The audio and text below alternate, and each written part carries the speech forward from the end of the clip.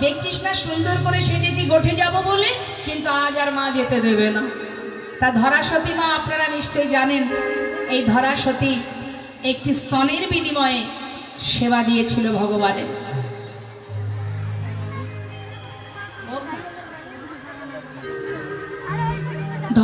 ধরাসতী আর দ্রোণ দুজনে ব্রাহ্মণী, তারা ভগবানের সেবা দিতেন আর নিজেদের কোনো রকমে ভিক্ষা করে দিন কাটত। কিন্তু ভগবান করুণাময়, ভক্তের মনের পরীক্ষা করবার জন্য, ভক্তির পরীক্ষা করবার জন্য যায়নি। তাই ভগবান তো ভক্তের ঘরেই যায় মা, যদি কেউ ভক্ত হতে পারে ভগবান সেই ঘরেই যায়। কখনো তিনি সশরীরে যায়, কখনো বা ছদ্মবেশে যায়। তা আজ তিনি বৈষ্ণব রূপ ধারণ করে গেছে বৈষ্ণবের ঘরে সেবা করবে বলে।